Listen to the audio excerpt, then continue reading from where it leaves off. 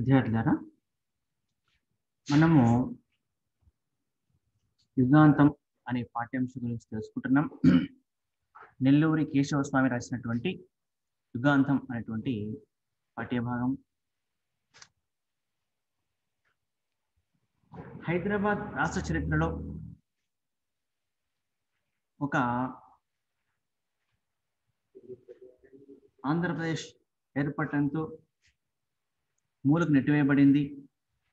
ఒక సామాజిక వ్యవస్థ, రాచరిక వ్యవస్థ అంతమవుతూ ఒక నూతన దశలోకి సమాజం, మానవ సంబంధాలు మారుతున్నటువంటి దశను చిత్రించడం వల్ల కథకు యుగాంతం అనే పేరు సార్థకతను చేకూర్చింది అని చెప్పుకున్నాం. అంటే ఆనాటి పోలీస్ యాక్షన్ లో మన తెలంగాణ పరిస్థితి ఎలా ఉంది? దాదాపు ఒక నిజాం రాజ్యం అనేది అంతమైపోయి హైదరాబాద్ రాజ్యం అంతా కూడా భారత యూనియన్లో విలీనమయ్యేటువంటి సందర్భంలో జరిగినటువంటి రజాకర్ల అరాచకాల గురించి అన్నీ కూడా మనకు ఇందులో చక్కగా వివరించాడు మనకు నెల్లూరి కేశవ స్వామి. అయితే ఇది కథ కాకపోయినప్పటికీ వాస్తవాన్ని కథ రూపంలో అందించినటువంటి వాడు నెల్లూరి కేశవ స్వామి. ఆ రోజుల్లో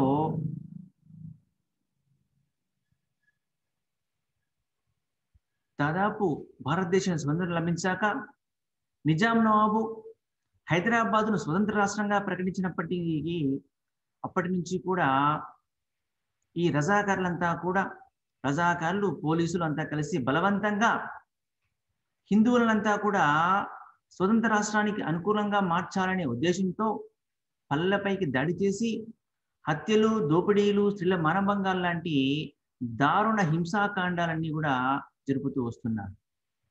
ఒక్క హైదరాబాద్ నగరంలో మాత్రము ఇలాంటివి లేకున్నప్పటికీ గంభీర వాతావరణం అనేది సాగుతూ వచ్చింది. తర్వాత పోలీస్ యాక్షన్ మొదలవుతున్నప్పుడు కూడా హైదరాబాద్ నగరంలో కాస్త గంభీర వాతావరణం ఉన్నప్పటికీ అక్కడ పనిచేసేటువంటి హిందువులు, ఆఫీసుల్లో పనిచేసే హిందువులంతా కూడా భయంగానే జీవిస్తూ ఉండేవాళ్ళు. సాయంత్రం కాగానే హిందువులంతా ఇళ్లలో చేరేసేసి తలుపులు బిగించేసి కిటికీలన్నీ మూసేసి రేడియో దగ్గర చెవులు పెట్టుకొని కూర్చొని వార్తలు వింటూ దిగాలుగా ఉంటూ ఎప్పుడు ఏం జరుగుతుందో అంటూ కాస్త భయంగానే సాగుతుండేటువంటి వారు మన తెలుగు ప్రజలంతా కూడా.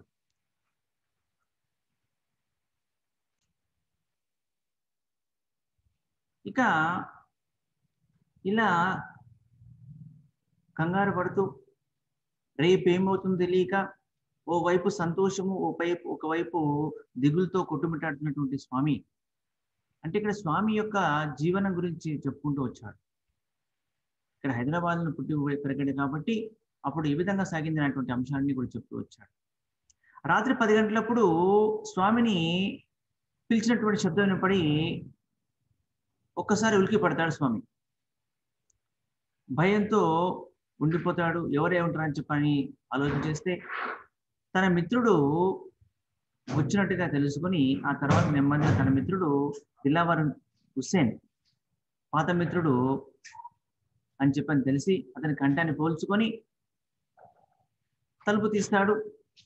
ఇక అతను ఇంట్లో రాగానే భయంగా ఇంట్లో రాగానే చూసేసి ఎవరు లేదని చెప్పని చూసుకున్నాక దిలావర్ను చూసి ఇంట్లోకి పిలిపించి మాట్లాడతాడు.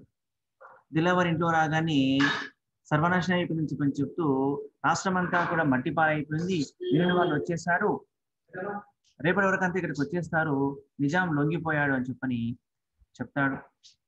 ఆ మాట విన్న తర్వాత ఒక్కసారిగా స్వామి హృదయం అంతా కూడా ఆనందంతో పరవశించిపోయినప్పటికీ ఇక దిలావర్ ఉన్నాడు కాబట్టి ఏమనలేకుంటాడు. ఇక దిలావర్కు కాస్త అతని సేద్యడానికి కోసము అన్నం పెట్టి తన పక్కనే పడుకోబెట్టుకుంటాడు. ఆ రాత్రి అంతా ఎలాగో గడిచిపోతుంది. మరోజు ఉదయం లేచాక వార్తలు వింటూ వచ్చేస్తాడు. వార్త వింటారు. విన్న తర్వాత అతని యొక్క ఆ ఎలా వచ్చావని చెప్పిన విషయం తెలుసుకుంటాడు. కానీ ఆ దిలావర్ కూడా రజాకార్ ఉద్యమంలో పాల్గొన్నాడు అని తెలిసి నమ్మలేకపోతాడు. మరి ప్రభుత్వ ఉద్యోగి కదా ఎలా రజాకరమయ్యావు అని చెప్పని అంటే, అప్పుడు ప్రభుత్వ ఉద్యోగులకి రజాకర్లకు తేడా ఏమీ లేదు. మన పాత మిత్రుడు ఉన్నాడు కదా బీబీ నగర్ అంటే ఒకప్పటి hockey player Iqbal Ahmed Bibinagar deputy కలెక్టర్గా ఉన్నాడు కదా, అతను మాకు నాయకుడుగా ఉన్నాడు, మేమంతా ఉపనాయకులుగా ఉన్నాము. ఈ నల్గొండ చుట్టుపక్కల ఉన్నటువంటి ప్రాంతాలన్నీ దాడులన్నీ కూడా మా ఆధ్వర్యంలో జరిగేవి అని చెప్పని చెప్తే, ఆ మాట విన్న తర్వాత స్వామి ఒళ్ళంతా జలరించింది. సరే ఆ దుర్మార్గుడు ఎందుకు అలా చేశారు అంటే, ఆ దుర్మార్గుడి కోసం ఇంత చేశామంటాడు. ఎవరు అంటే నిజాం నవాబు గురించి చెప్తారు. కానీ ఇప్పుడు నిజాం నవాబు ఏమో తొత్తులా మారిపోయి ఇక్కడ యూనియన్ వాళ్ళతో లొంగిపోతున్నాడు అని చెప్పని చెప్తాడు. ఇక తర్వాత మాట్లాడుకుంటూ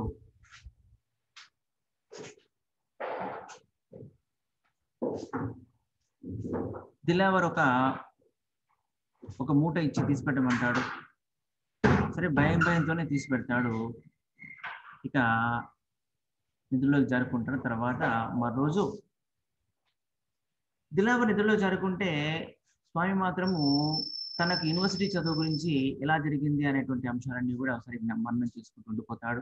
అలాగే నిద్రపోతాడు. ఇక దిలావర్ ఏమో యూనివర్సిటీలో ఉండగానే పెళ్లి అయిపోయినట్టుగా, ఆ తర్వాత ఉద్యోగం వచ్చాక అజంపూర్లో ఉండేవాడని చెప్పని, ఆ తర్వాత అతను నల్గొండలో పనిచేసేవాడని చెప్పాడని చెప్పని తెలుసుకుంటే అన్ని కూడా జ్ఞాపకం చేసుకుంటూ ఉంటాడు.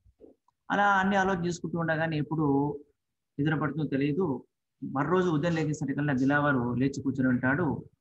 ఇక తాను కూడా లేచి కాలకృత్యాలు తెచ్చుకుని టీ తాగి రేడియో ఆన్ చేసి రేడియోలో వచ్చేటువంటి ఆ విషయాలన్నీ వింటుంటాను. అయితే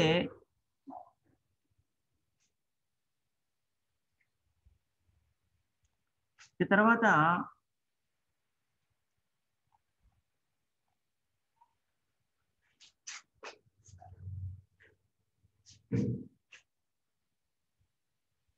దక్కన్ రేడియోలో వార్తలు వచ్చేస్తుంటాయి. అందరూ జాగ్రత్తగా ఉండాలని చెప్తారు.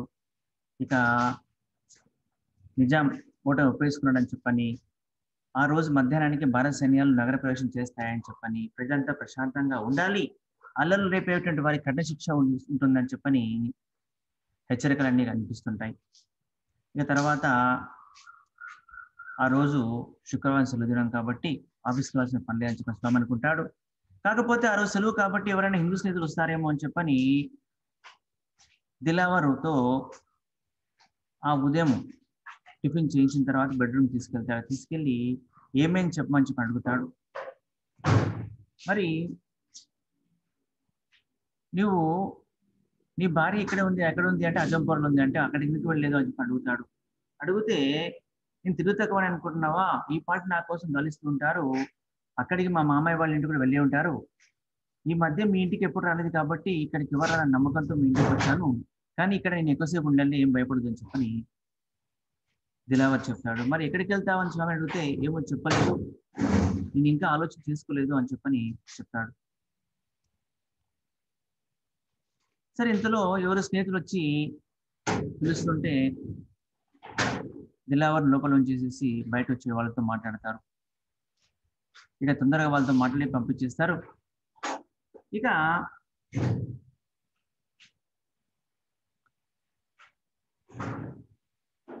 ఆ రోజు దక్షిణ భారత చరిత్రలో సువర్ణ అక్షరాలతో లిఖించదగినటువంటి రోజు. ఎందుకంటే 350 సంవత్సరాల మొఘల్ సామ్రాజ్యం అనేది అంతరించిన తర్వాత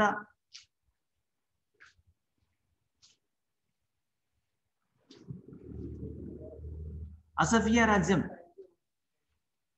అంతరించినటువంటి దినం అది. వందలాది సంవత్సరాలుగా చలాయిస్తున్నటువంటి అధికారం అంతా కూడా అంతమొందిన దినం కాబట్టి అలా సంతోషంగా ఉంటాడు స్వామి.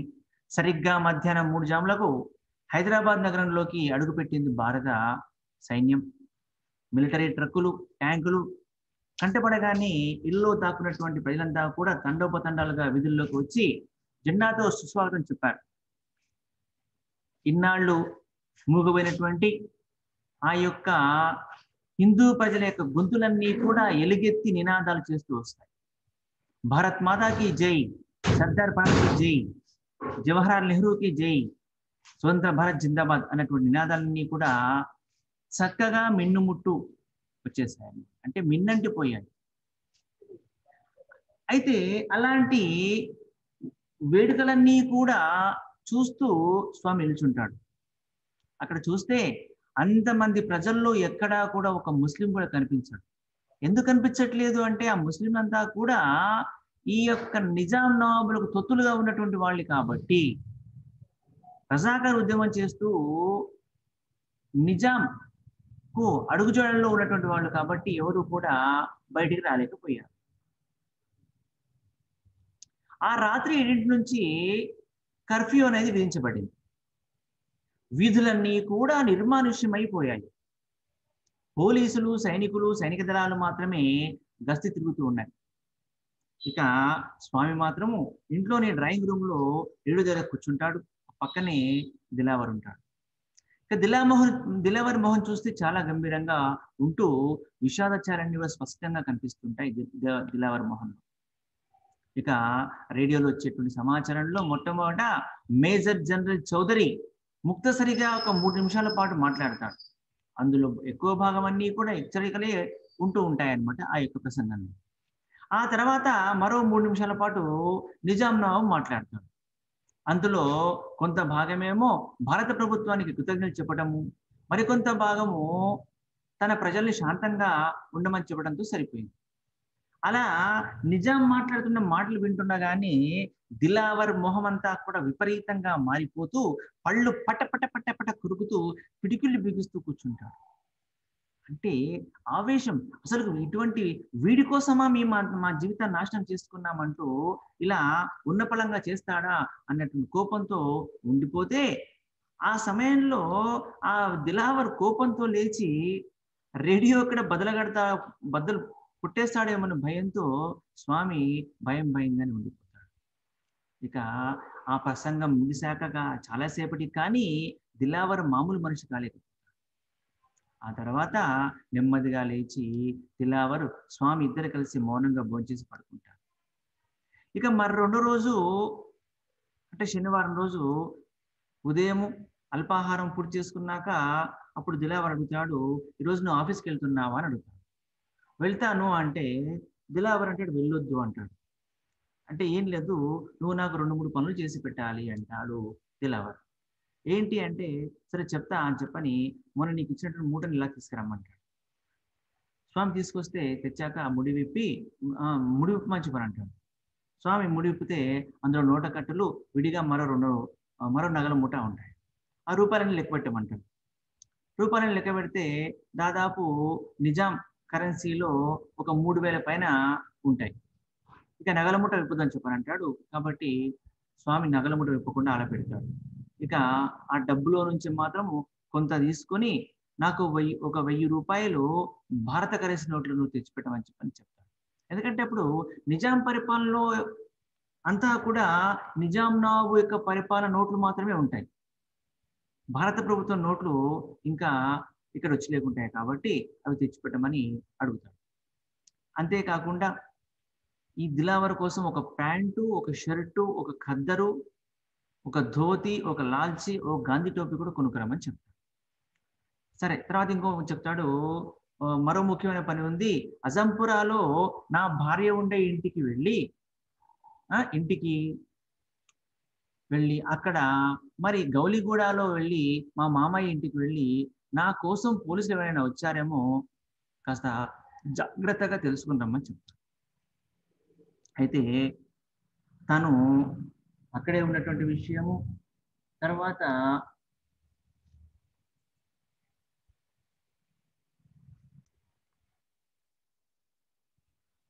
అయితే వాళ్ళ మామయ్య ఇంటికి వెళ్ళమంటాడు కదా, ఆ మామయ్య ఇంటికి వెళ్ళినప్పుడు అక్కడ ఈ దిలావర్ కోసం ఎవరైనా పోలీసులు వచ్చారేమో కూడా తెలుసుకొని రమ్మంటాడు.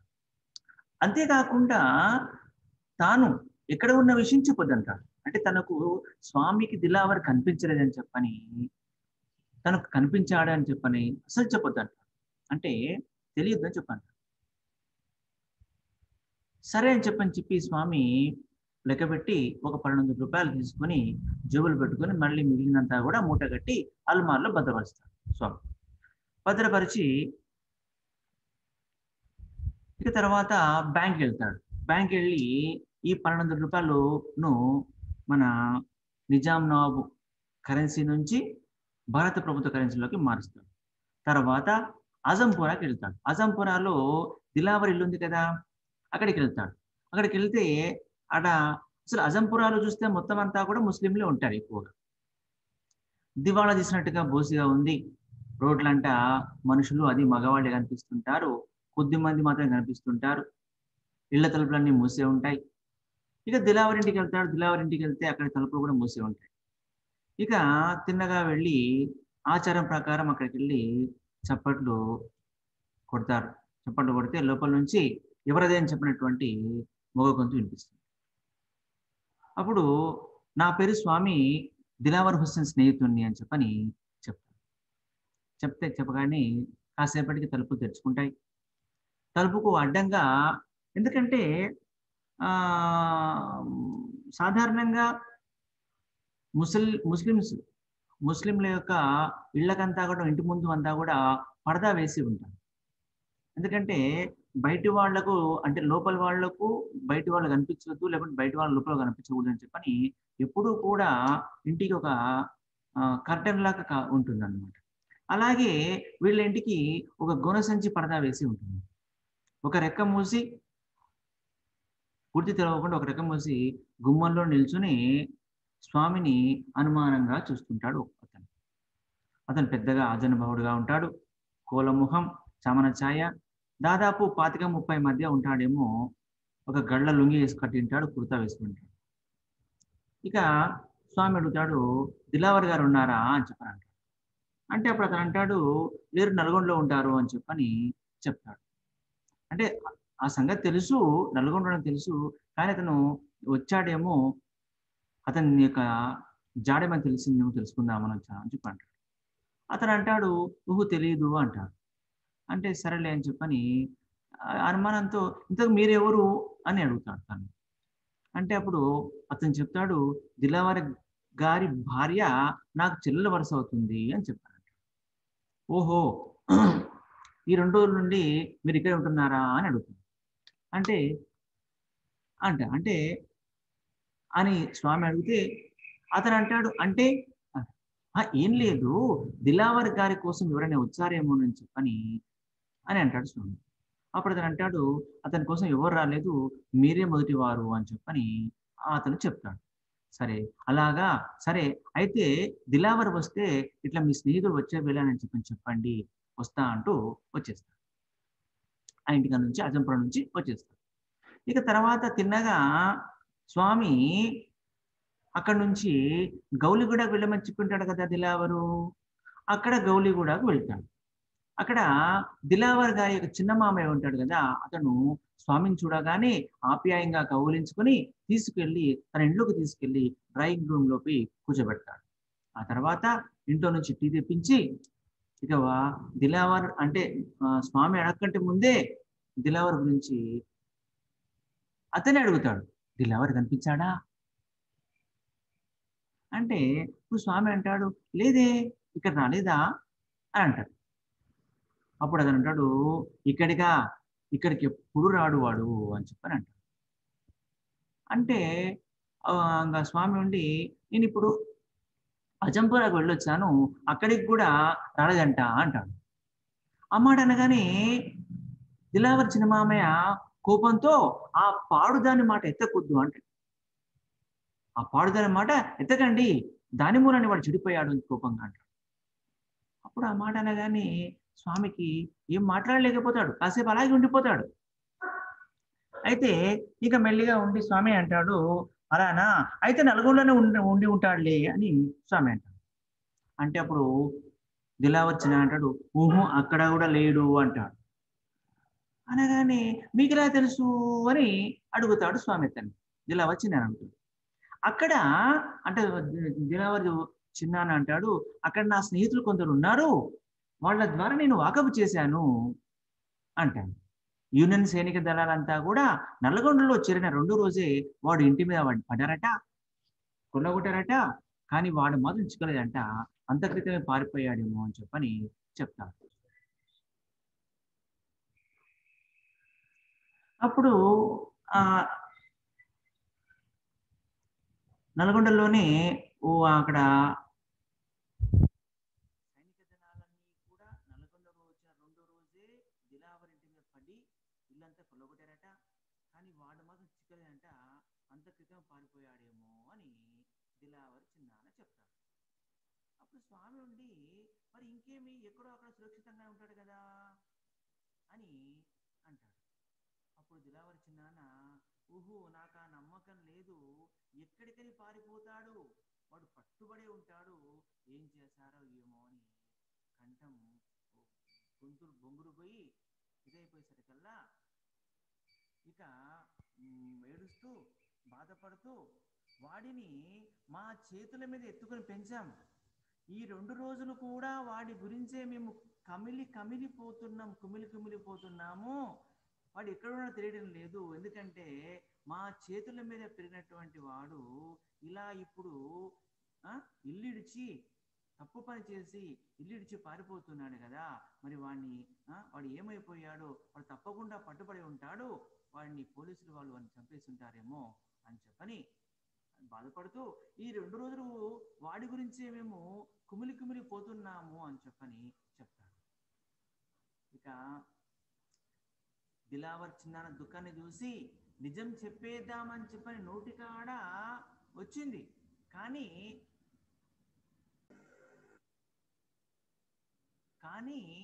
దిలావర్ చిన్నాన్న దుఃఖాన్ని చూసి నిజం చెప్పేద్దాము, దిలావర్ మా ఇంట్లోనే ఉన్నాడు అని చెప్దామని నోటి దాకా వచ్చినా స్వామి దిలావర్ చేసినటువంటి హెచ్చరిక జ్ఞాపకం వచ్చి ఆపేసుకుంటాడు.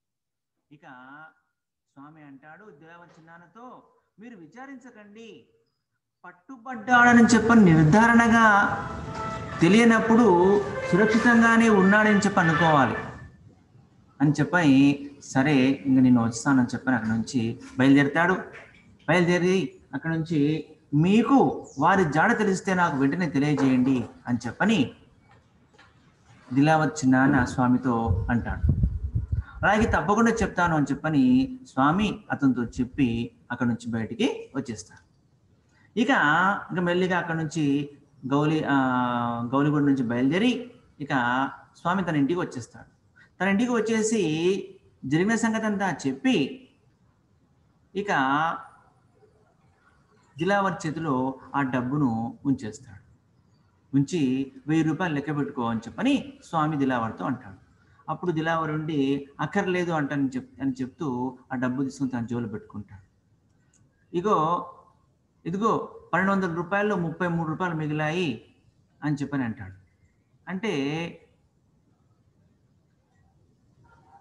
అప్పుడు మరి నేను చెప్పినటువంటి గుడ్డలు కొనలేదా నువ్వు అని దిలావర్ అడుగుతాడు.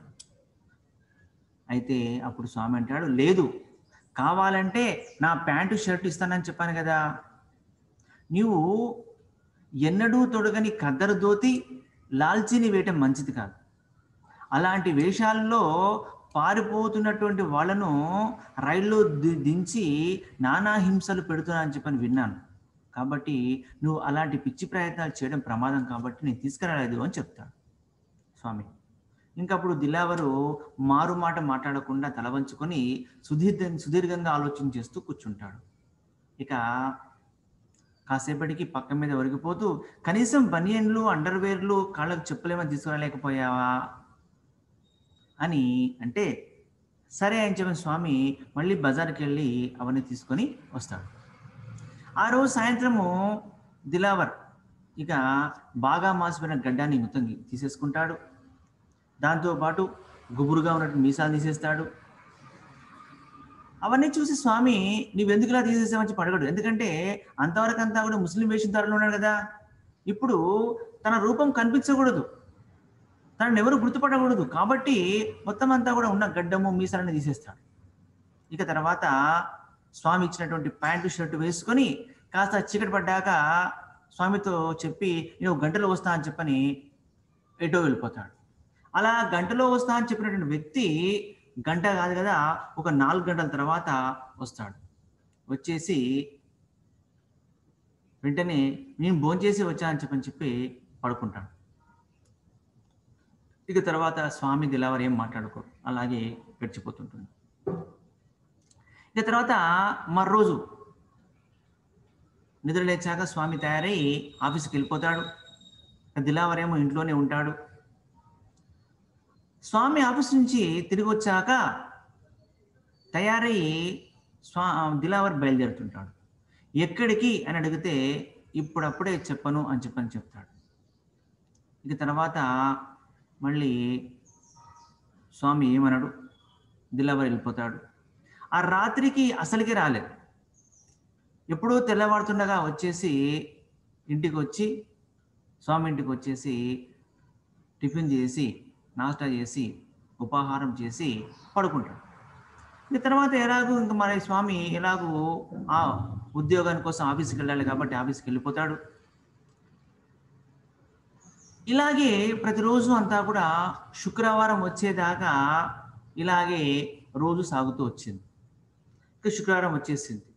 ఆ రోజు శుక్రవారం రోజు స్వామికి సెలవు, ఇంట్లోనే ఉంటాడు. ఇక దిలావర్ కూడా స్నానం చేసి తానే కొనుక్కొని తెచ్చుకున్నటువంటి ఒక కొత్త ప్యాంటు షర్టు వేసుకొని 11 గంటలకే బయలుదేరిపోతాడు. అప్పుడు స్వామికి ఆశ్చర్యం వేసి దిల్లు ఇప్పుడు ఈ సమయంలో బయటికి వెళ్తున్నావా అని చెప్పని అంటాడు. అప్పుడు దిలావర్ అవును, మక్కా మసీద్కు నమాజ్ చదవడానికి పోతున్నాను, బహుశా ఆ మసీద్లో నమాజ్ చదవటం ఇదే ఆఖరి సారేమో అంటూ స్వామి 2 చేతులు తన చేతిలో తీసుకొని ఓ క్షణం కళ్ళలోకి నిశ్చితంగా చూసి మళ్ళా స్వామి మళ్ళీ ప్రశ్న అడగకుండా అవకాశం ఇవ్వకుండా వెంటనే అక్కడి నుంచి వెళ్ళిపోతాడు. ఇక అలా వెళ్ళిన దిలావర్ మళ్ళీ ఇంటికి తిరిగి రాలేదు. ఇక తర్వాత దిలావర్ వదిలిపెట్టినటువంటి డబ్బు నగలన్నీ కూడా అలాగే ఇంట్లో ఉంటాయి. స్వామికి ఆ డబ్బులు తీసుకుని ఏం చేయాలో తోచలేదు. ఓ 10 రోజులు గడిచాక ఒక ఉత్తరం వస్తుంది. అప్పుడు ఆ ఉత్తరం తీసి చూస్తాడు స్వామి. డియర్ స్వామి, నేను చెప్పా చేయకుండా వచ్చేసేందుకు క్షమించు అంటాడు.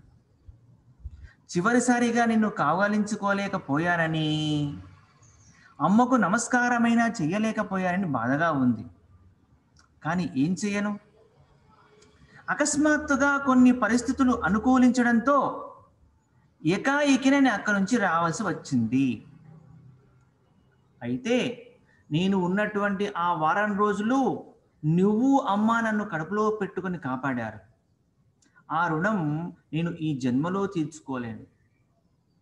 అమ్మ చేసే కమ్మని వంటకాలు మళ్ళీ తినే అదృష్టం నాకు ఉందో లేదో అని చెప్తూ, సరే నేను బొంబాయిలో ఉన్నాను, కానీ నీకు ఈ ఉత్తరం చేరేసరికి నేను బొంబాయిలో కూడా ఉంటానో లేదు, అంటే నేను ఉత్తరం రాసే నాటికి మాత్రం బొంబాయిలో ఉన్నాను. ఇప్పుడు మరి ఉత్తరం నీకు అందేసరికి నేను ఆ బొంబాయిలో కూడా ఉంటాను, కరాచీలో ఎక్కడో ఉంటాను. అంటే కరాచీ అంటే పాకిస్తాన్లో నేను కొత్త జీవితం ప్రారంభించడానికి పోతున్నాను. సరే, ఈ విషయం తలుచుకుంటుండగానే నాకు భయంగా ఉంది. యూనివర్సిటీ నుంచి బయటపడ్డాక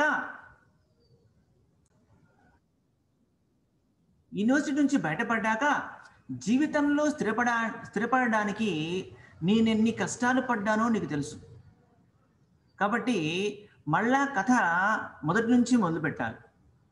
ఇప్పుడు నా దగ్గర BA డిగ్రీ పత్రం కూడా లేదు. కేవలం ఒక అనామకుడిగానే అగాధంలోకి వెళుతున్నాను. సరే, మరి నేను అక్కడ నెట్టుకు వస్తానో నెట్టుకు రానో చెప్పలేను, కానీ వెళ్ళాలి, తప్పదు. ఎందుకు? బతికి బట్ట కట్టాలంటే వెళ్ళక తప్పదు. ఎందుకంటే నేను చేసిన పని అలాంటిది. ఒకవేళ నేను అక్కడే ఉంటే నా రక్తం కళ్ళ చూసిన దాకా వాళ్ళు వదలరు. కాబట్టి అందుకోసమని నీలాంటి ప్రాణ స్నేహితుల్ని కూడా వదిలేసి ఇలా తెగించి పారిపోతున్నాను. సరే, ఇక నేను నీ దగ్గర వదిలి వెళ్ళిన డబ్బు నగలన్నీ కూడా నావి కావు. అది నా కష్టార్జితం అసలుకే కాదు. నేను నడిపించిన దాడుల్లో కొల్లగొట్టిన సొమ్మే అది. కొంత నల్లగొండలో ఇంట్లో కూడా ఉండిపోయింది. అది ఈ పాటికి దోచేసుకుని పోయి ఉంటారు. మరి దీన్ని ఏం చేస్తావు? నా కోసం అట్టి పెట్టడం అనేటువంటిది అవివేకం. ఎందుకంటే మళ్ళీ మనం కలుసుకుంటామనే నమ్మకం కూడా నాకు లేదు. కలుసుకున్నా నాది కానిది నాకెందుకు? సరే, నా మాట వింటావా? నా పాత స్నేహితుడిగా, ప్రాణ స్నేహితుడిగా నేను ఇచ్చే చివరి కానుకగా దాన్ని స్వీకరించావంటే నేను ఎంతో సంతోషిస్తాను. కానీ నీ సంగతి నాకు తెలుసు. నువ్వు అలా స్వీకరించవేమో నా అనుమానం. ఎందుకంటే నువ్వు తీసుకోవాలి, నాకు తెలుసు సంగతి. మరి ఏం చేస్తావు? మా వాళ్లకు ఇవ్వడానికి మాత్రం ప్రయత్నం చేయకు. మా పెద్ద మామయ్య మాత్రం చండశాసనుడు. ఈ పాపిష్టి సొమ్ము ముట్టుకోడు, చెత్తగుండలో పారేస్తాడు. ఇకపోతే నా భార్య ఉంది. ఒరే స్వామి, ఇన్నాళ్ళు నీతో దాచిన నిజం చెబుతాను. నా భార్య మంచిది కాదు. ఆమె వల్లే మనశ్శాంతి కోల్పోయి ఈ దోపిడీ దహనకాండంలో కూరుకుపోయాను. విడాకులు ఇచ్చేసి మా వాళ్ళ దగ్గరికి తిరిగి వెళ్ళి వాళ్ళు చేసే మరో పెళ్లి చేసుకుందామని అనుకున్నాను. కానీ ఇంతలో ఈ పోలీస్ యాక్షన్తో అంతా తలకిందులైపోయింది. ఇంతకీ నేను చెప్పొచ్చేది ఏమిటంటే, నా భార్యకు ఒక్క పైసా కూడా చెందకూడదు, తెలిసిందా? ఇకపోతే మిగిలిన వారసుడు నువ్వు ఒక్కడివే. కాబట్టి దీన్ని నువ్వే తీసుకోమని చెప్పి అంటున్నా. నువ్వు పిచ్చి పిచ్చిగా ఆలోచించి వాటిని అసలు దారులకు అందజేయాలని చెప్పని నల్గొండకు వెళ్ళొద్దు. ఒకవేళ నల్గొండకు వెళ్తే నువ్వు అనవసరమైన చిక్కుల్లో పడతావు, జాగ్రత్త. అవి ఎవరో నాకే తెలియదు, వాళ్ళు బతుకున్నారో లేదో అంతకన్నా తెలియదు. సరే, ఇంకొక విషయము, నా యొక్క ఉనికి నేను పలానా దగ్గర ఉన్నాను అనే విషయము ఎవరికి తెలియజేయదు.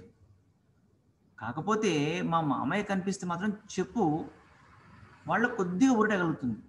కొంచెం వాళ్ళు సంతోషిస్తారు. నేను చచ్చిపోయానా అని చెప్పి అనుకుంటారు కదా, చావలేదు బతుకున్న విషయం వాళ్ళకు చెప్పు చాలు.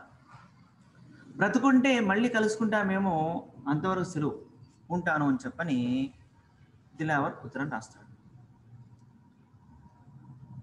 అమ్మయ్య అని ఆ ఉత్తరం చదవగానే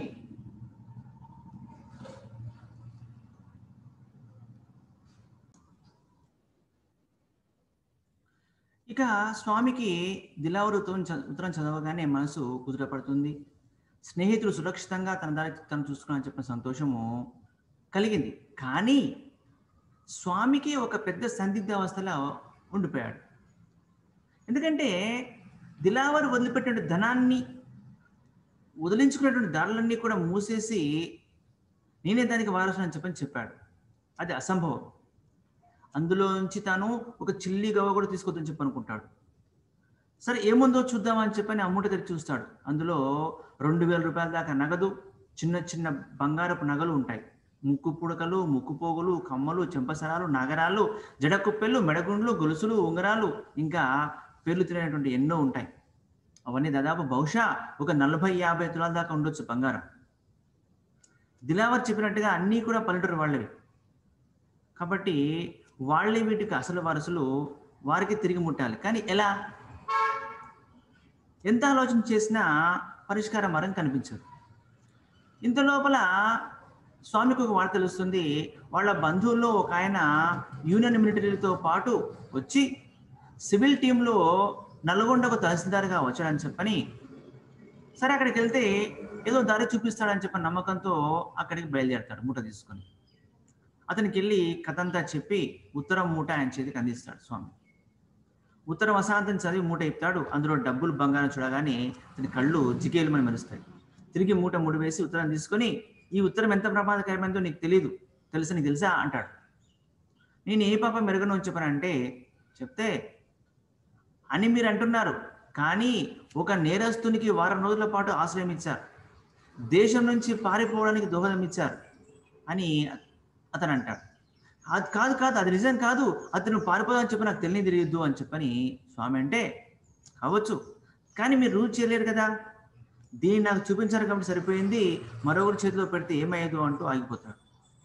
అలా అనగానే భయంతో నేను అందుకోసమే మీ దగ్గరికి వచ్చానని చెప్పని అంటాడు.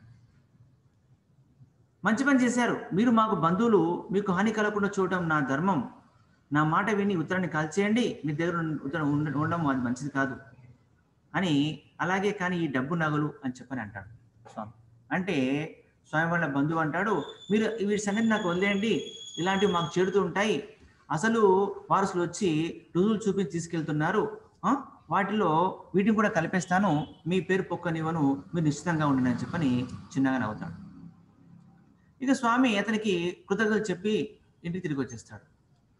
ఆ తర్వాత తెలిసింది ఏంటంటే, ఆ సివిల్ టీంలో వచ్చిన మహాశయులంతా రామాయణంలో ఉండేటువంటి కనిపించేటువంటి కిష్కింద నగరంలో కనపడేటువంటి వాళ్ళ వారసులు అని చెప్పని, రావణుడు చనిపోయాక లంకనంతా ఎలా కొలగొట్టారో అలాగే వీళ్ళంతా కూడా ఈ ప్రాంతం అంతా దోచుకొని తమ చేతికి అందేంత వరకు తాము స్వాహా చేశారని చెప్పని, అప్పటి నుంచి ఇచ్చిపుచ్చుకునే ఆచారం అనేది ప్రబలంగా ప్రాకిందని చెప్పని తెలుస్తుంది అనమాట. అంటే వాస్తవానికి స్వామి ఏమో నిజంగా అక్కడికి వారసులకు, అంటే ఎవరి సొమ్ము అయితే పోయిందో వాళ్ళకి అందిస్తారని చెప్పని నమ్మకంతో వాళ్ళ బంధువుకి ఆ నగలన్నీ అందిస్తే అతనేమో స్వాహా చేశాడు. ఎప్పుడైతే ఆ నగరం కూడా చూడగానే కళ్ళు జిగేలమన్నాయో అప్పుడే అర్థమైపోతుంది మనకన్నమాట. కాబట్టి ఇలా ఆనాటి ఈ యొక్క ఒకప్పటి దాదాపు 500-600 సంవత్సరాల కాలం పాటు సాగుతున్నటువంటి మొఘల్ సామ్రాజ్యం, తర్వాత అసఫ్జాయి వంశీయులు, ఇలా వరుస పెట్టుకుంటూ ఈ యొక్క హైదరాబాద్ రాజ్యాన్ని పరిపాలన చేస్తూ ప్రజలు రకరకాలుగా హింసిస్తూ, కొంతమంది రాజులేమో చక్కని పరిపాలన చేశారు, ఆ తర్వాత చాలామంది అంటే కూడా చివరి సమయంలో ఈ యొక్క హైదరాబాద్ రాజ్యంలో నిజాం రాజ్యంలో పనిచేసే పోలీసులు, ఈ రజాకారులంతా కలిసి ఓ 2-3 సంవత్సరాల కాలం పాటు, 4-5 సంవత్సరాల కాలం పాటు హిందువులంతా కూడా హింసించి వారినంతా కూడా నరకం చూపించినటువంటి అంశాలన్నీ కూడా మనకు ఇలాంటి సమాచారాల వల్ల మనకు తెలిసి వస్తుంటాయి. ఎందుకంటే మీరు 2021 ఉన్నారు కాబట్టి మీకు అంతకు ముందు జరిగినటువంటి అంశాలు మీకు ఏమీ తెలియదు. కాబట్టి ఇలాంటి కథలన్నీ కూడా చదవడం ద్వారా మీకు ఇలాంటి అంశాలన్నీ కూడా తెలుస్తూ వస్తాయి. అందుకోసమని మీకు పాఠ్యాంశంగా ఈ పాఠ్యాంశాన్ని పెట్టడం జరిగింది. ఏంటి, యుగాంతము అనే పాఠ్యాంశం ద్వారా పెట్టడం జరిగింది. తద్వారా మన హైదరాబాద్ రాజ్యం ఎలా ఉంది, అప్పటి హైదరాబాద్ రాజ్యం ఎలా ఉంది అనే అంశాలను కూడా మనకు తెలుస్తాయని చెప్పని ఈ పాఠ్యాంశాన్ని మీకు పెట్టడము జరిగింది. ముగిచ్చేస్తాం.